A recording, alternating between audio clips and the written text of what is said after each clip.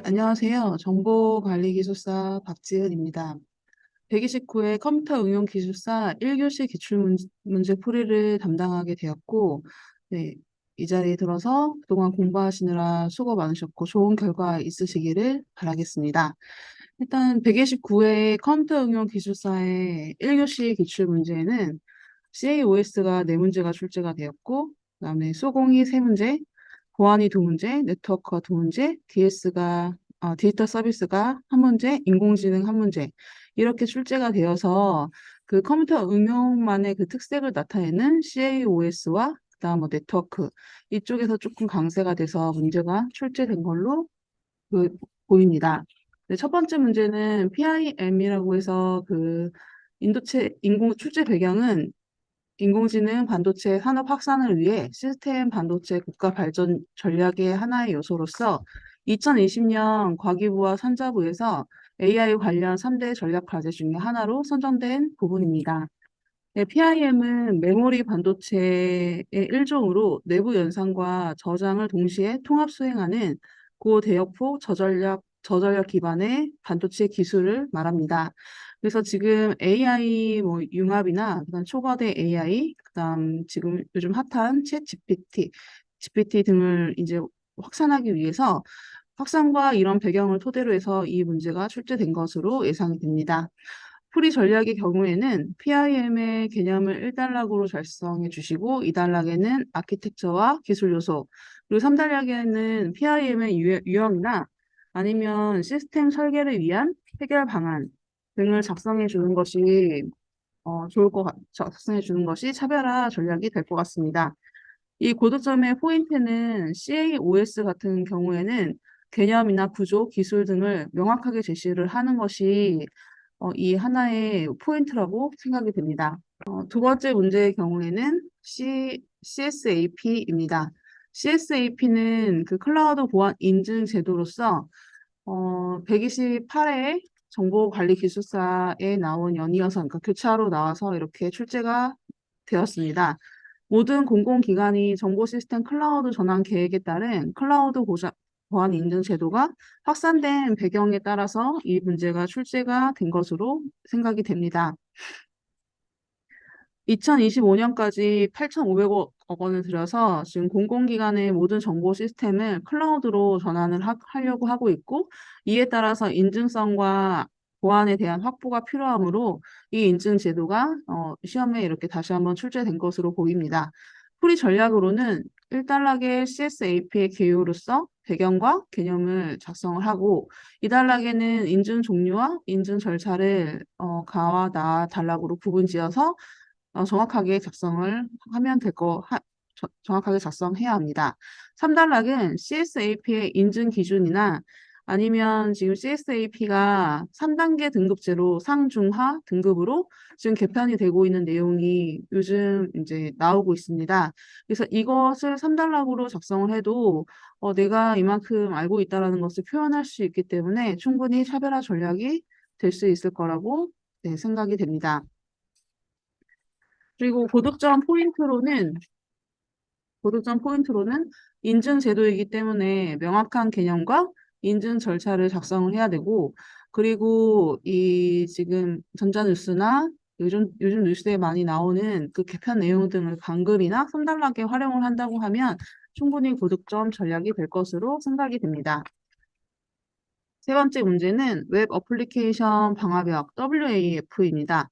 이 문제는 보안 토픽으로서 기본 토픽이고, 지금 현재 이게 이슈가 되고 있는 것이 그 마이데이터 서비스나 금융 데이터 서비스, 그리고 오픈 API 기반으로 프로토콜의 신뢰성 확보와 또 보안 강화가 요구되는 그런 지금 이슈가 많이 있습니다. 또한 제로 트러스트의 구현 기술로서도 활용되고 있는 기술 요소이기 때문에 내용을 확인 차원으로 출제가 되었다고 생각이 됩니다.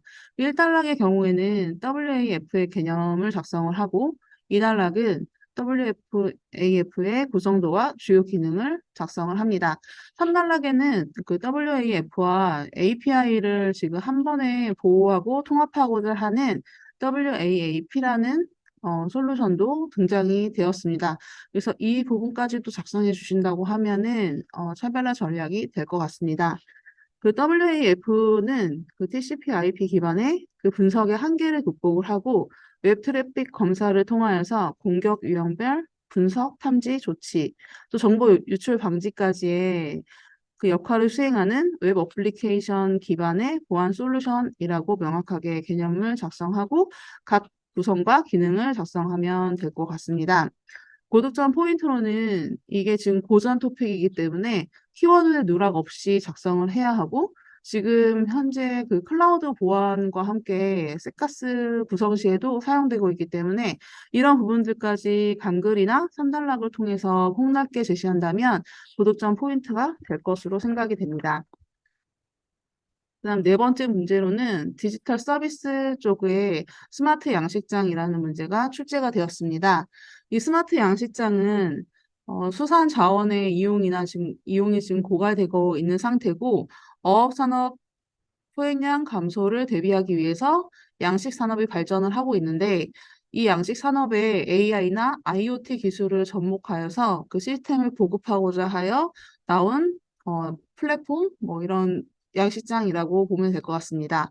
1단락으로는 이런 출제 배경과 함께 스마트 양식장의 개념을 작성을 하고 2단락에는 스마트 양식장의 구성도와 주요 기술을 작성을 합니다. 그리고 3단락에는 스마트 양식장을 구축할 때의 고려사항이나 아니면 활성화 법안 등을 작성하면 차별화 요소가 될 것 같습니다. 이 스마트 양식장은 그 수산물을 효율적으로 친화적 생산을 하고 그 안전한 식량 공급을 하기 위해서 ICT 기술을 융합하여 만든 자동화, 지능화 시스템입니다. 그 주요 기술에는 클라우드, 빅데이터, AI, 그다음 네트워크 5G, 와이파이, 또 센서, 그다음 이런 기술들을 활용하여서 그 수중에서 그 스마트 양식장 관리 이런 시스템에 집중하여서 어업 관련 용어와 더 함께 작성을 한다고 하면 스마트 양식장이라는 양식장 플랫폼이라는 것을 보여줄 수 있기 때문에 이런 부분들을 활용하면 고득점 포인트가 될 것 같습니다. 그리고 다섯 번째, 페어 프로그래밍과 핑퐁 프로그래밍의 기법에 대해서 각각 설명하라고 출제가 되었습니다. 이 부분은 소프트웨어 공학 파트이고, 출제 배경으로는 그 데브옵스나 데브섹옵스 등 지금 기업 내부에서 애자일 기반의 그 개발이나 보안, 또 운영, 팀이 하나의 일관화된 조직 체계로 변하고 있기 때문에 협업 문화가 굉장히 지금 발전을 하고 있습니다. 그래서 협업 문화의 발전 기반으로 그 프로그램 코딩을 작성할 시에 협업 문화를 조성하기 위한 프로그래밍 기법 중에 기법입니다. 그래서 이 문제의 경우에는 각각 설명하라는 그 문제이기 때문에 1단락과 2단락을 각기 나누어서 1단락에는 페어 프로그래밍 기법을 설명을 하고 2단락에는 핑퐁 프로그래밍의 기법에 대해서 설명을 합니다. 그리고 3단락의 경우에는 페어 프로그래밍 효율성을 위한 고려사항 등을 작성해 주면 차별화가 될 것 같습니다. 페어 프로그래밍 기법의 경우는 그 팀워크나 고품질 소프트웨어를 제공하기 위하여 하나의 워크플레이션에서 두 사람이 협업하여 프로그래밍을 하는 기법을 페어 프로그래밍 기법이라고 합니다. 그리고 핑퐁 프로그래밍의 기법은 페어 프로그래밍 기법의 하나인데 팀 내에서 지식 공유를 목적으로 그 해당 목적으로 사용하기 위해서 페어 프로그래밍의 일종으로서 TDD 결합 방식을 함께 사용한 그런 프로그래밍 기법입니다. 이와 같은 내용으로 해당 문제를 작성해 주시면 될 것 같고 고득점 포인트로는 그 뭐 페어 프로그래밍의 기술인 핑퐁이나 드라이버 네이티브 내비게이터, 언스트레이티드 페어링 등을 사용한다는 점을 간글로 활용해서 작성하시면 고득점 포인트가 될 것으로 보입니다. 다음 문제는 3상태 버퍼라는 문제가 나왔습니다. 이 문제는 전자계산기 구조와 CAOS의 토픽으로서 명확한 숙지 여부를 확인하기 위해서 출제된 것으로 보입니다. 풀이 전략으로는 1단락에는 3상태 버퍼의 개념을 작성을 하고 2단락에는 구성 요소와 유형을 작성을 합니다. 그리고 3단락에는 해당 버퍼의 활용 방안 등을 작성해 주시면 좋을 것 같습니다. 이 3스테이트 버퍼는 그 논리 소자의 일종으로서 세 가지의 출력 상태와 입력 상태를 그대로 출력하는 그 0과 1 레벨 이하의 하이 임퍼던스 상태를 함께 출력 가능한 버퍼를 말합니다. 그래서 해당 버퍼를 활용하여서 공유 전자버스 연산을 하는데 사용이 되고 입력 데이터가 많은 경우에 멀티플렉서를 효율적으로 구성하기 위해 사용되는 버퍼입니다. 이와 같은 내용으로 해당 문제를 작성하시면 네, 고득점 포인트가 될 것으로 보이고 그 컴퓨터 구조나 CAOS 이런 전자계산기 구조 파트의 이런 토픽과 도메인 같은 경우에는 개념이나 구성 요소, 유형 등 아는 부분들에 대해서 명확하게 작성을 해야 되고 그리고 구성도나 그림으로 표현할 때도 해당 그 기본 교재에서 제공하는 그 그림을 명확하게 그리셔야 고득점을 받을 수 있는 도메인입니다. 7번째 문제는 소프트웨어 리팩토링입니다. 해당 문제는 지금 각 기업별로 클라우드 이전 확대를 진행을 하고 있고 이를 토대로 소프트웨어의 커스터마이징이나 차세대 사업 등 그 소프트웨어의 생산성과 신뢰성을 향상시키기 위해서 지금 많은 그러니까 많이 진행하고 있습니다. 이를 토대로 그 소프트웨어의 생산성 향상을 위해 해당 기법을 사용하는 부분이므로 그 토픽에 대한 이해를 어느 정도 하고 있는지를 확인하기 위해 출제된 것으로 보입니다. 풀이 전략으로는 1단계는 리팩토링의 개념, 2단락에는 리팩토링의 절차 및 기법을 작성을 하고 3단락에는 리팩토링의 활용 방안 등을 작성을 하면 네, 작성을 하면 좋을 것 같습니다. 리팩토링은 모듈의 외부 기능은 수정을 하지 않고 내부 구조나 단계 등을 단순화하여서 소프트웨어 코드의 명확성과 단순성을 향상시키는 그런 코드 개선 기법입니다. 그래서 리팩토링의 절차로는 하기 그림과 같이 요구사항에 맞춰 테스트를 거치고 그 테스트를 토대로 해서 그러니까 코드와 리팩토링을 수행하게 됩니다. 그래서 배드스멜인 경우에 심플 코드로 작성하게끔 만드는 이런 절차를 거치는 부분이 리팩토링입니다.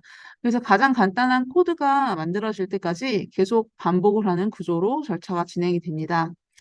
또한 기법으로는 뭐 메소드를 정리하는 기법과 리네임 기법, 그다음 메소드 상향화, 하향화 등의 다양한 기법이 있으므로 이 기법은 명확하게 작성하고 제시하면 고득점 포인트가 될 것으로 보입니다.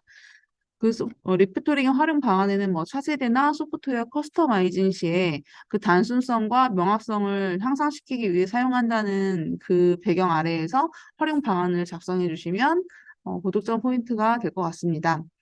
이 해당 소프트웨어의 리팩토링의 경우에는 개념과 절차, 분류를 통한 그런 기법까지도 명확하게 제시해 주는 것이 고득점 포인트로 예상이 됩니다.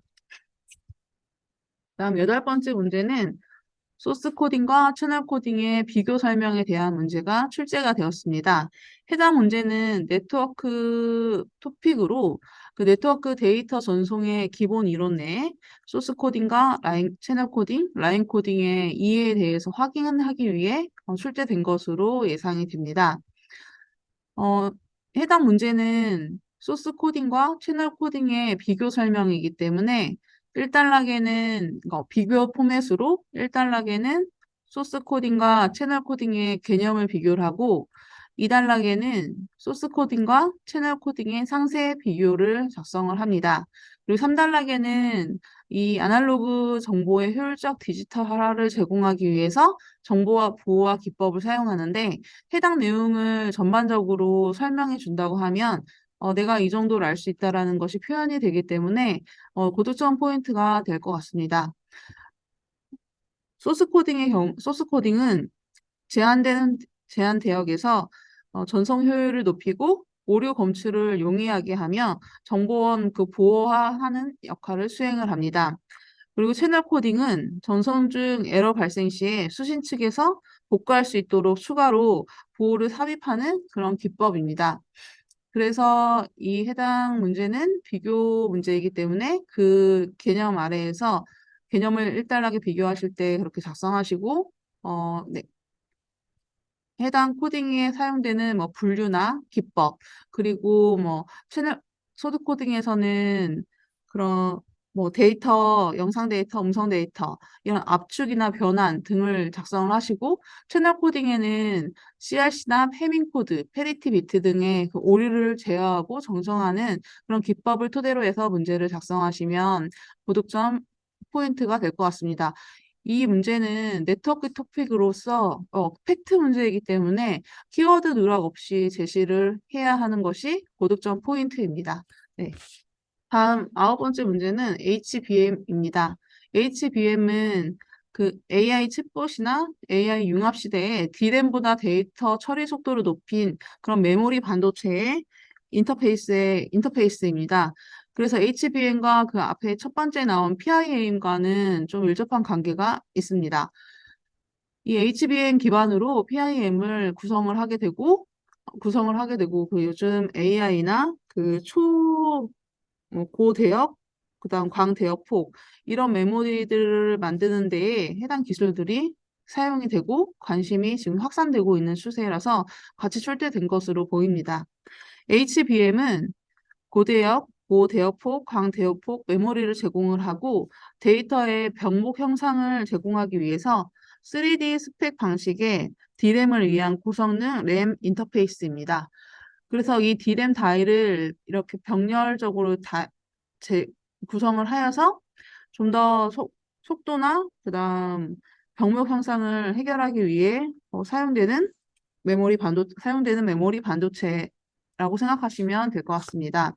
1단락에는 HBM의 개념을 작성하시고 2단락에는 아키텍처 및 기술 요소, 그래서 3단락에는 HBM의 활용 방안이나 반도체 메모리의 현재 발전 동향에 대해서 작성하시면 고득점 포인트가 될 것 같습니다.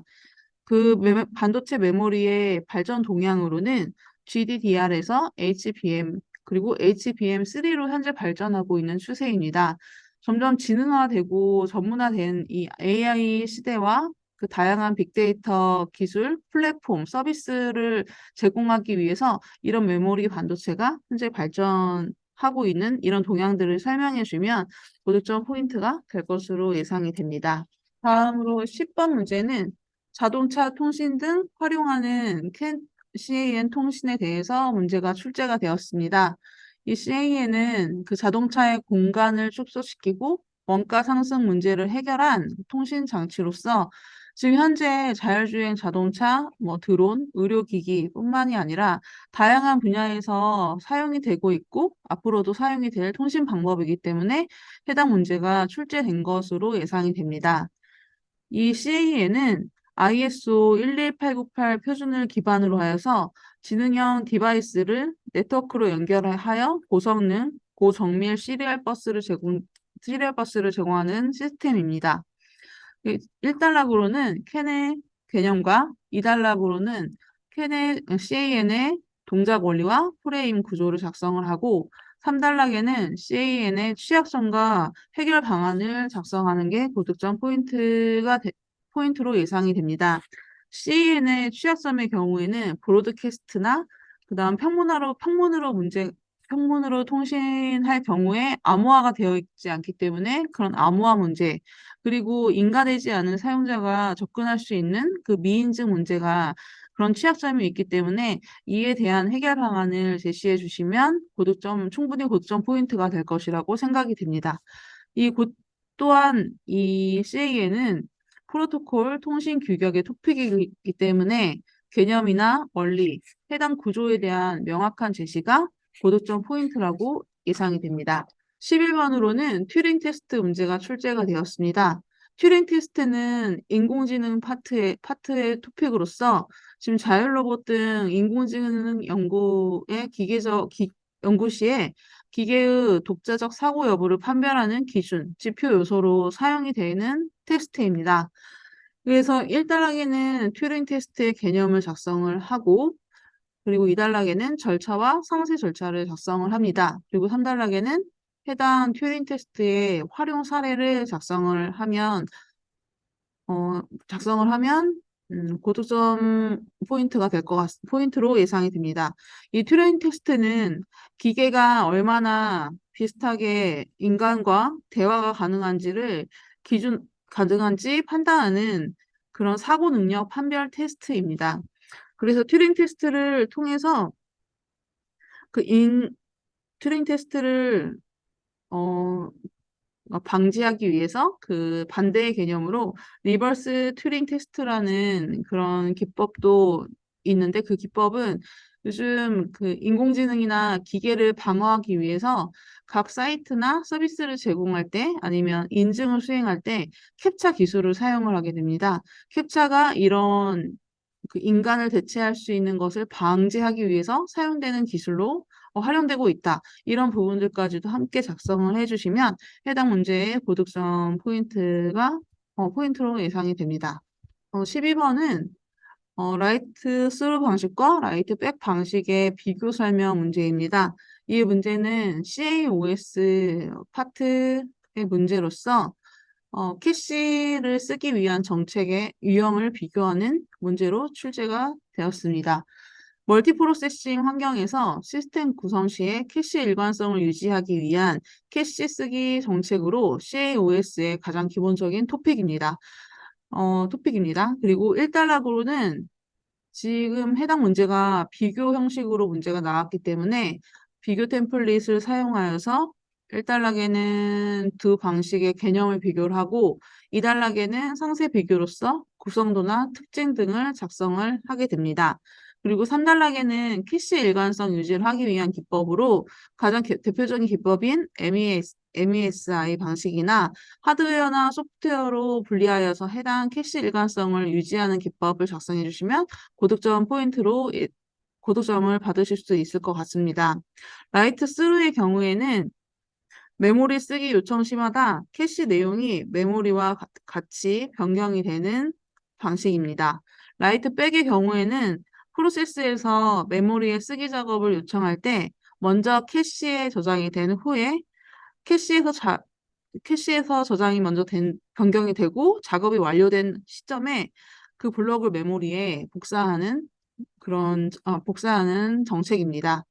그래서 이런 기술 기반으로 비교 템플릿을 활용하여서 작성하시면 고득점 포인트가 될 것 같습니다. CAOS 같은 경우는 앞에서도 말씀드렸지만 CAOS에서 나오는 이런 토픽의 경우에는 개념이나 구성, 특징, 역할, 또 그림도 그런 기본서에서 제공되는 그림 기반에서 그려주는 것이 가장 명확하기 때문에 명확하고 고득점을 받을 수 있는 포인트가 될 것으로 예상이 됩니다. 마지막으로 13번은 그 상용 소프트웨어 직접 구매 제도라는 문제가 출제가 되었습니다.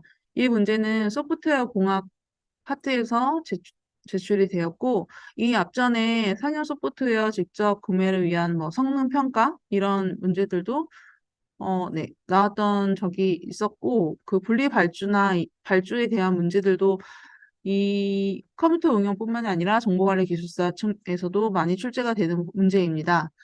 출제 배경으로는 개정된 분리 발주의 법적 근거와 뭐 예외 대상 등에 대한 수치 여부를 확인하기 위해서 출제가 된 것으로 보이고, 그리고 지금 현재 공공상용 소프트웨어의 구매 비율을 2025년도까지 20%로 높여서 소프트웨어의 강화 추진을 전략하고자 하는 전략을 지금 세우고 있습니다.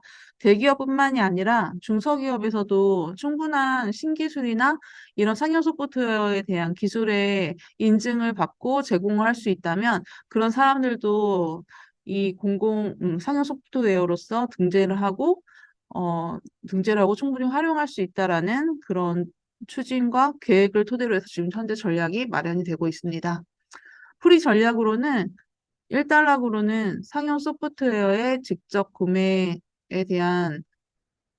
제도의 개념을 작성을 하고 두 번째로는 상용 소프트웨어 직접 구매에 제도의 근거 및 예외 대상을 작성을 합니다. 그리고 3단락으로는 상용 소프트웨어 직접 구매 제도의 기대 효과를 작성해 주시면 고득점 포인트로 예상이 됩니다. 해당 문제는 가이드의 개정안이므로 개념이나 근거, 그다음 가이드라인에 제시된 내용 기반으로 하여서 충분히 작성을 해야 고득점 포인트로 예상이 됩니다. 그리고 이 상용 소프트웨어의 직접 구매 제도의 경우에는 지금 발주 기관이 공공 그 정보화 산업을 추진 시에 기존에는 하드웨어와 소프트웨어를 구매하고 시스템 통합 등의 그 산업에서 상용 소프트웨어를 구매를 함께 포함해서 발주를 시켰는데 지금 현재는 그 상용 소프트웨어만을 별도로 발주하고 평가하고 선정해서 계약하겠다라는 방식의 구매 제도입니다. 이런 개념에 기반하여서 해당 문제를 작성하시면 네, 고득점 포인트가 될 것으로 보입니다. 네, 이상으로 129회 컴퓨터 응용 1교시 기출 문제 풀이를 마치고 어, 그동안 공부나 힘든 시간을 버티고서 이렇게 공부를 하고 이번에 시험을 보았는데 좋은 결과 이제 3월 15일인가 그때 되면 발표가 날 것으로 지금 예정이 되어 있습니다. 그때 좋은 결과 있으셨으면 좋겠고, 지금 공부를 시작하는 분이시나 앞으로 하시는 분, 그리고 지금 현재 하고 계신 분들도 이게 끝이 보이진 않지만 결국에는 내가 얼마나 열심히 끈기 있게 버티고 열심히 하면 결과는 무조건 나에게 가져오게 됩니다. 그걸 기반으로 앞으로의 일정과 그다음 계획을 충분히 가지셔서 힘내셔서 공부하셨으면 좋겠습니다. 그리고 또한 이번 시험 보신 모든 분들에게 좋은 결과 있기를 기도드리겠습니다. 감사합니다.